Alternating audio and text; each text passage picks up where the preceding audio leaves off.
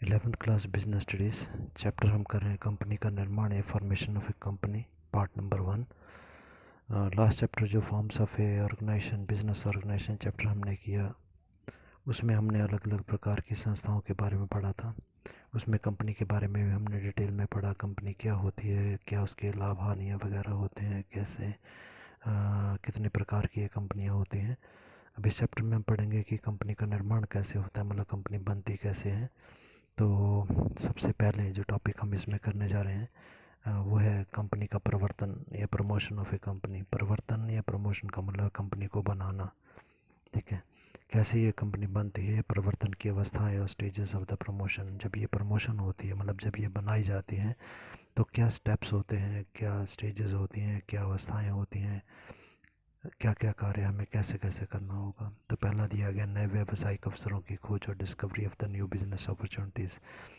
जब हम कंपनी को स्टार्ट करने के विचार हमारे मस्तिष्क में आता है, तो हम ये देखते हैं कि कौन कौन से प्रकार के बिजनेस व्यवसाय हम शुरू कर सकते हैं, कौन कौन से प्रकार की कंपनियां हम शुरू कर सकते हैं। दूसरा इसमें है कि कितने बड़े पैमाने पर, कितने बड़े स्केल के ऊपर हम कंपनी को स्टार्ट करने जा रहे हैं, कितनी पूंजी उस प्रकार के बिज़नेस को स्टार्ट करने के लिए हमारे को चाहिए होगी, उतने व्यक्तियों तक हमारी पहुंच है कि नहीं है, कितने ज़्यादा ग्राहकों तक हम अपने सामान को बेच पाएंगे, पहुंचा पाएंगे। विस्तार, क्या उस बिज़नेस को विस्तार मतलब उसे और ज़्यादा बढ़ाने की पॉसिबिलिटी, संभावना है कि नहीं। सेकंड है, जब हमने ये सोच लिया कि किस प्रकार का बिज़नेस शुरू करना है, अब सेकंड स्टेप आता है विस्तृत जांच पड़ताल करना या डिटेल्ड इन्वेस्टिगेशन। अब हम गहराई से जांच पड़ताल करेंगे कि भाई ये व्यवसाय अगर हमने शुरू करना है तो इसके लिए पूंजी कहाँ से आएगी, कच्चा माल जो है वो कहाँ से आएगा, रॉ मटेरियल जिससे कि हम वस्तु बनाएंगे, किस मूल्य पर हमारे को कच्चा माल जो है वो मिल सकता है, श्रमिक वर्कर जो होते हैं वो हमारे को कहाँ से मिलेंगे, इस प्रकार की कंपनी को शुरू करने के लिए कैसा भवन हमें चाहिए होगा, विक्रय कहाँ पर किया जाएगा, वस्तु कहाँ पर बेची जाएगी, कैसे बेची जाएगी, और इस प्रकार की कंपनी के लिए सरकार की नीतियाँ या नियम क्या क्या हैं, इनका भी हमें गहराई से अध्ययन करना होगा। थर्ड पॉइंट हमारा फिर आता है, उसके बाद अगला स्टेप आता है विवरणों का एकत्रीकरण या असेंबलिंग ऑफ द प्रोपोजिशंस। विवरण मतलब डिटेल या सूचनाएं जो हमारे को है वो एकत्रित करनी होती हैं। जो बिज़नेस हम सोच रहे हैं उसके बारे में अब सूचना इकट्ठी करेंगे, उनकी जांच पड़ताल करेंगे। व्यवसाय को शुरू करने के लिए जब सूचनाएं हम इकट्ठी करते हैं तो इसमें कुछ एक और संस्थाएं, ऑर्गेनाइजेशंस या कंपनियां होती हैं, हम उनकी सलाह ले सकते हैं, कुछ एक्सपर्ट व्यक्तियों, विशेषज्ञों की सलाह ले सकते हैं, और कुछ लोगों के साथ अनुबंध, कॉन्ट्रैक्ट, समझौता कर सकते हैं कि भाई आपको हम सामान बेचेंगे, आपसे सामान खरीदेंगे इत्यादि। चौथा पॉइंट है वित्त की व्यवस्था करना, फाइनेंसिंग ऑफ द प्रोविजन। सब चीज़ें जब हमारी डिसाइड हो जाती हैं तो उसके बाद फिर पैसे का इंतज़ाम हमारे को करना होगा कि पूंजी ये कहाँ से आएगी, कहाँ से हमारे को जो है कैपिटल प्राप्त हो पाएगी, और पर्याप्त मात्रा में क्या हमको कैपिटल मिल पाएगी, पैसा मिल पाएगा ताकि हम बिज़नेस को सफलतापूर्वक चला सकें। बहुत बार ऐसा होता है कि यदि हमें पैसा नहीं मिल पाता है तो बिज़नेस उतनी उन्नति नहीं कर पाता जितनी की करनी चाहिए। इसलिए कहाँ कहाँ से पैसा मिल सकता है, इसका इंतज़ाम करना, ये सभी कुछ हमें यहाँ पर प्लान करना होगा। जब हमने पैसे का भी इंतज़ाम कर लिया, अब अगला स्टेप हमारा आता है समामेलन या फिर इनकॉर्पोरेशन। समामेलन या इनकॉर्पोरेशन का मतलब होता है कंपनी को रजिस्टर करवाना। इसके बारे में, रजिस्ट्रेशन की प्रक्रिया के बारे में हम लास्ट चैप्टर्स में डिस्कस कर चुके हैं। अभी तक केवल इतना ही समझें कि रजिस्टर करवाने का मतलब होता है सरकार के रजिस्टर में अपनी कंपनी का नाम लिखवाना, ठीक है। बस अभी इतना समझें, आगे डिटेल में हम इसको बहुत डिटेल में पढ़ने वाले हैं। तो जब हम रजिस्टर करवाते हैं तो अब रजिस्ट्रेशन करवाने से, इनकॉर्पोरेशन रजिस्ट्रेशन एक ही चीज़ है। तो रजिस्ट्रेशन, पंजीयन या समामेलन करने का प्रभाव क्या होता है कि जैसे हम रजिस्ट्रार ऑफ कंपनीज़ के पास अपनी कंपनी को रजिस्टर करवाना चाहते हैं, तो वैसे ही कानूनी रूप से हमारी कंपनी जो है वो एक अलग व्यक्ति बन जाती है और वो अस्तित्व में आ जाती है। जब तक इसे रजिस्टर नहीं करवाया जाता कंपनी बनती ही नहीं है। कंपनी बनेगी तब जब इसे रजिस्टर करवा लिया जाएगा। उसके बाद क्या होता है कि कंपनी को रजिस्टर करवाने के लिए फिर हमारे को, क्योंकि हम प्रोसेस की बात कर रहे हैं, तो हमारे को काफ़ी डॉक्यूमेंट या कागज़ या फॉर्म्स वगैरह जो है वो भरने होते हैं, उन्हें तैयार करवाना होता है। रजिस्ट्रेशन करवाने के लिए स्टैंप ड्यूटी जो होती है वो पे करनी होती है। रजिस्ट्रेशन करवाने की फ़ीस हमारे को देनी होती है रजिस्ट्रार के पास में। एप्लीकेशन फॉर्म एक भरना होता है हमारे को रजिस्ट्रार के पास, उसे भेजना होता है रजिस्ट्रेशन करवाने के लिए। और फिर रजिस्ट्रार और कंपनी से रजिस्ट्रेशन करवा लेने के बाद हमारे को सर्टिफिकेट ऑफ रजिस्ट्रेशन या सर्टिफिकेट ऑफ इनकॉर्पोरेशन जो है वो भी प्राप्त कर लेना पड़ता है। तो ये सारी प्रक्रिया थी या अवस्थाएं थी। अब अगला स्टेप हम लोग करने जा रहे हैं कि कंपनी के समामेलन या रजिस्ट्रेशन की अवस्थाएं या स्टेजेस या रजिस्ट्रेशन ऑफ ए कंपनी किस प्रकार से की जाती है। तो इसमें पहला पॉइंट आ जाता है, 3 पॉइंट्स में हम इसको बांटते हैं। तो पहला पॉइंट इसमें आता है प्रारंभिक कार्रवाइयाँ, प्रिलिमिनरी स्टेप्स। प्रारंभिक मतलब जो प्रारंभ में काम किया जाता है। हमने कुछ एक काम करना होगा कि जब रजिस्ट्रेशन करवाना है तो सबसे पहले क्या काम करना है कि हमें ये डिसाइड करना होगा, ये निश्चित करना होगा कि कंपनी का पंजीकृत कार्यालय कहाँ पर स्थित है। Registered office, to decide where the registered of a company is located. अब सबसे पहले हम समझें रजिस्टर्ड ऑफिस क्या होता है। जैसे मान लो कि हमारी कंपनी दिल्ली में किसी जगह पे एक शुरू हुई, सबसे पहला जो हमने दुकान खोली वो दिल्ली में खोली, ठीक है। अब हम क्या करेंगे, दिल्ली में जो रजिस्ट्रार है, सामान्यतः हर स्टेट में एक रजिस्ट्रार ऑफ कंपनीज होता है, तो उस रजिस्ट्रार के पास हम जाएंगे, हम बोलेंगे भाई हमारे को कंपनी शुरू करने की परमिशन दो। तो ये जो सबसे पहला ऑफिस हमने खोला है या सबसे पहली दुकान हमने खोली है उसको हम रजिस्टर्ड ऑफिस बोलेंगे, मेन हेड ऑफिस बोल देंगे, ठीक है। और हमने उसी राज्य में जाकर उसी राज्य के रजिस्ट्रार के पास जाकर हमने क्या किया, उसको रजिस्टर करवा दिया। तो हमारा रजिस्टर्ड ऑफिस कौन सा हो गया, जिसका अब हमने सबसे पहले नाम लिखाया। अब दिल्ली के बाद में हमारे धीरे धीरे हमारा व्यापार फैला, फिर हमने बॉम्बे, कलकत्ता वगैरह वगैरह अलग अलग जगह जगह में हमने अपनी दुकानें खोल ली। तो बाकी भी हमारी दुकानें हैं, बाकी भी हमारे ऑफिस हैं, पर हमारा मेन ऑफिस कौन सा हो गया, दिल्ली वाला, जहाँ से हमने व्यापार को शुरू किया था या जहाँ पर जिस राज्य में हमने कंपनी को रजिस्टर करवाया था।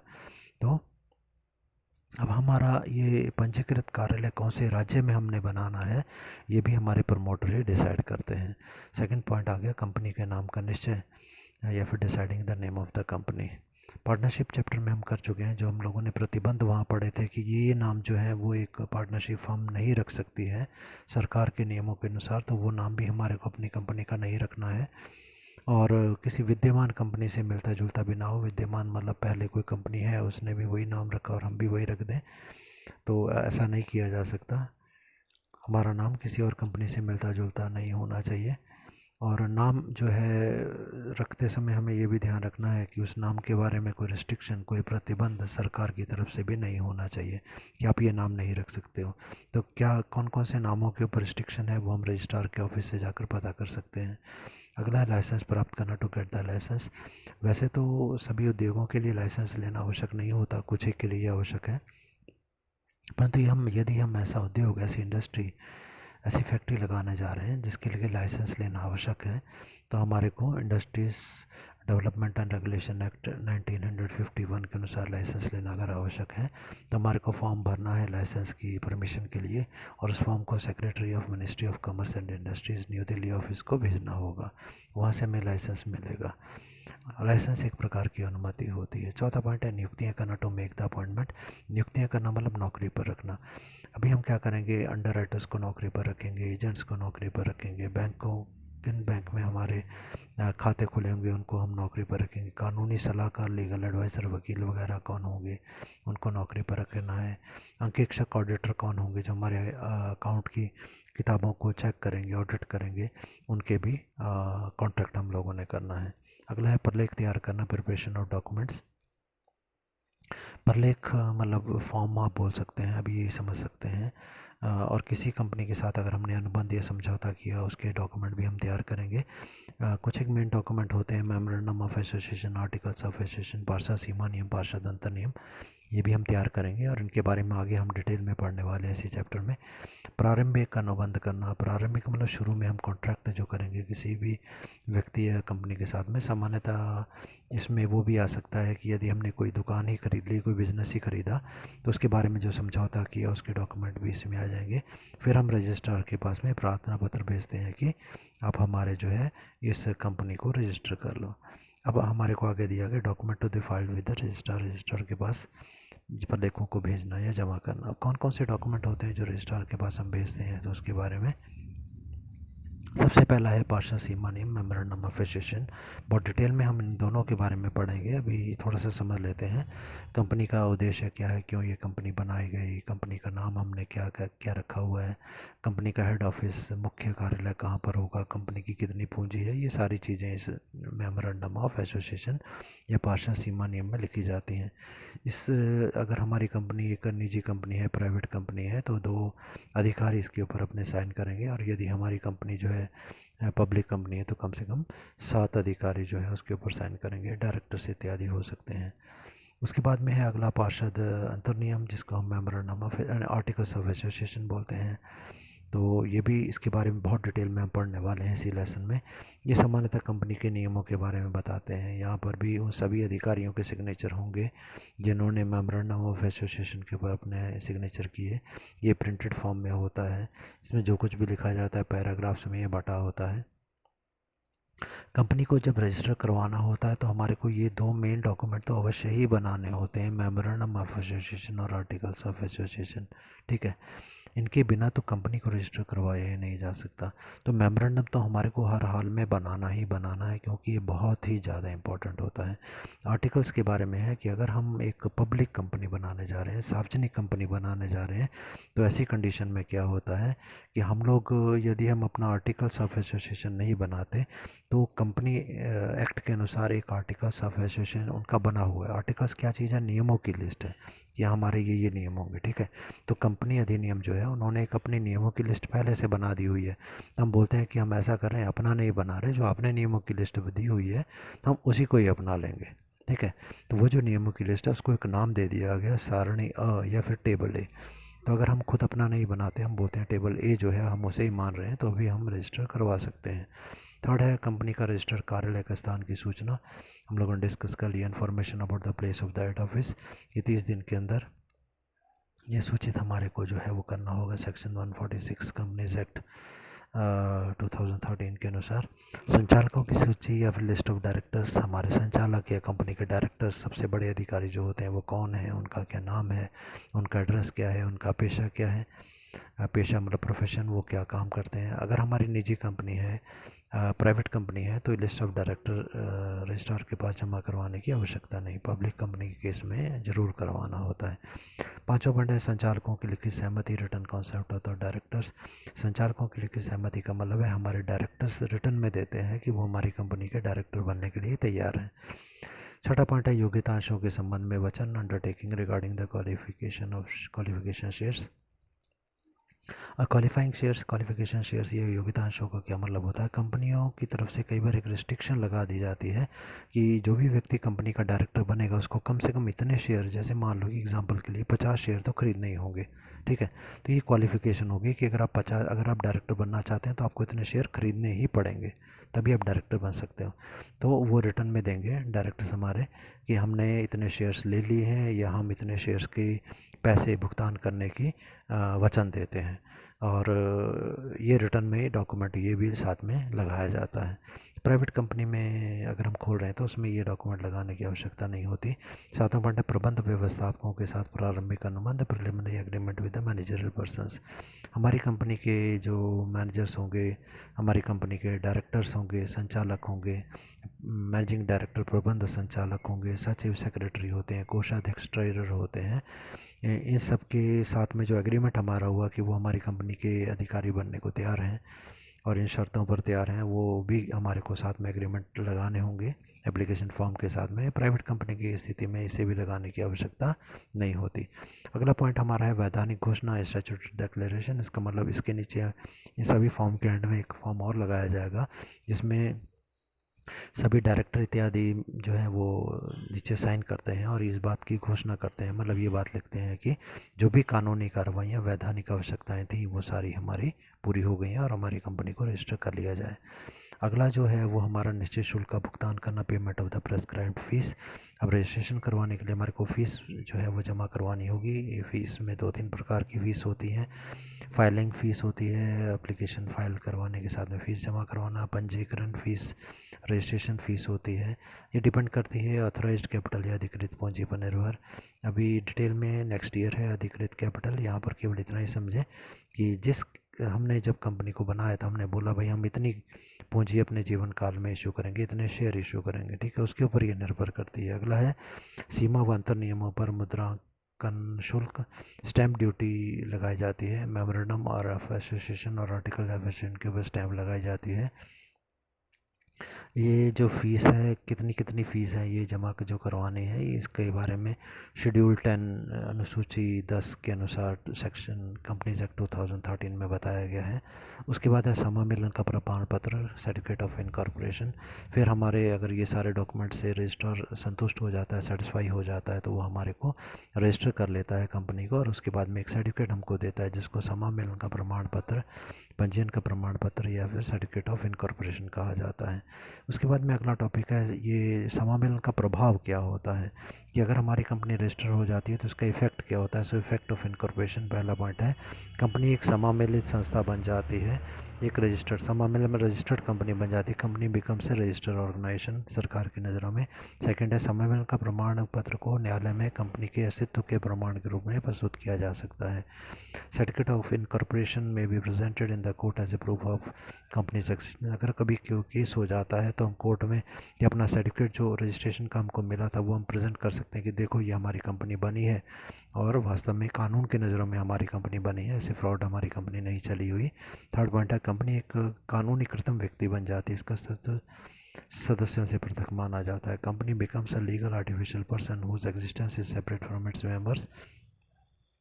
कानून की नज़रों में एक आर्टिफिशियल पर्सन, एक अलग व्यक्ति बन जाती है कंपनी, और जब ये अलग व्यक्ति बन जाती है तो मतलब अलग का मतलब ये अपने मालिकों से अलग हो जाती है, सदस्यों से ये पृथक हो जाती है, अपनी संपत्ति रख सकती है। चौथा पॉइंट है कंपनी की एक अलग सार मुद्रा होती है, it has an separate common seal. Company की कॉमन सील हमने पढ़ा था, कॉमन सील क्या चीज़ होती है, कंपनी की स्टैंप होती है जिस पे कंपनी का नाम, रजिस्ट्रेशन नंबर इत्यादि छपा होता है। तो ये एक प्रकार से कंपनी के सिग्नेचर या साइन ही माने जाते हैं, जहाँ पर ये स्टैंप कंपनी ने लगा दी वहाँ पर ये साइन माने जाते हैं, क्योंकि कंपनी एक आर्टिफिशियल पर्सन होती है। जहाँ पर भी कोई एग्रीमेंट होता है, समझौता होता है, तो उसे वहाँ साइन करने होंगे। कंपनी क्योंकि कोई व्यक्ति तो है नहीं जो साइन करेगी, इसलिए जहाँ कंपनी की स्टैंप लगा दी जाती है मान लिया जाता है कि कंपनी ने वहाँ पर अपने साइन कर दिए। 6 पॉइंट है सीमा नियम व अंतर नियम कंपनी के सदस्य पर बाध्य होंगे। Memorandum and articles of association will bind the company and its members by the rule. Company के जितने भी सदस्य होंगे वो सभी के सभी कंपनी के मेमोरेंडम, सीमा, पार्षद सीमा नियम और पार्षद अंतर नियम में जो नियम लिखे हुए हैं उनसे बंधे हुए होते हैं। 7 पॉइंट है सीमा नियम व अंतर नियम के अधीन किसी भी सदस्य के द्वारा कंपनी को दिए सभी धन कंपनी के सदस्य के बकाया ऋण होगा। According to the memorandum and articles of association the amount due from the members will be treated as an arrear by the members. अगर किसी व्यक्ति ने आर्टिकल्स और मेमोरेंडम ऑफ एसोसिएशन के अनुसार कंपनी को पैसा देना है तो ये माना जाएगा कि उसकी तरफ से एरियर्स है, मतलब उसकी तरफ से हमने उससे पैसा लेना है। एक तरीके से ये मानो कि हमने उसको उधार दिया है और उसको ये देना ही पड़ेगा, नहीं तो केस किया जा सकता है। 8वां पॉइंट है समामेलन को प्रमाण पत्र प्राप्त करते ही निजी कंपनी अपना व्यवसाय प्रारंभ कर सकती है। After getting the certificate of incorporation private company can start is business. जैसे ही हमारे को रजिस्ट्रेशन का सर्टिफिकेट मिलता है एक प्राइवेट कंपनी तुरंत अपना बिजनेस कर सकती है, परंतु पब्लिक कंपनी को बिजनेस शुरू करने के लिए एक और सर्टिफिकेट लेना होता है जिसका नाम होता है certificate of commencement of business. अगला टॉपिक हमारा है न्यूनतम अभिदान या मिनिमम सब्सक्रिप्शन।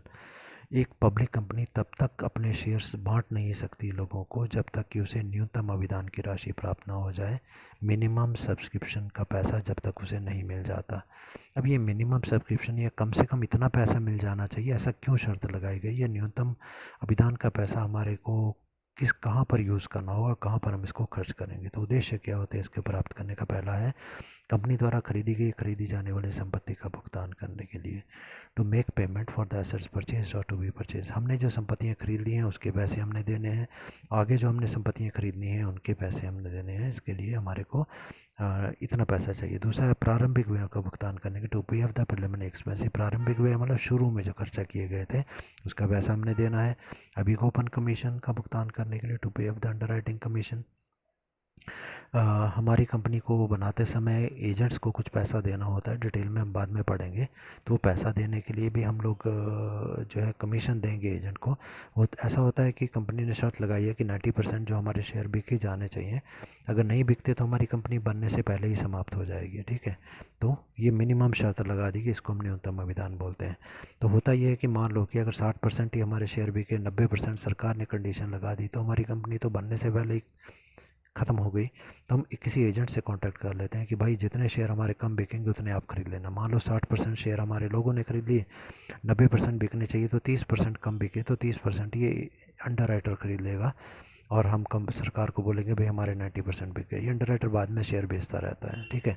तो क्योंकि उसने हमारी मदद की है तो उसके बदले में उसको कमीशन देते हैं, उसको अंडर राइटिंग कमीशन, तो ये भी इसको देना होगा।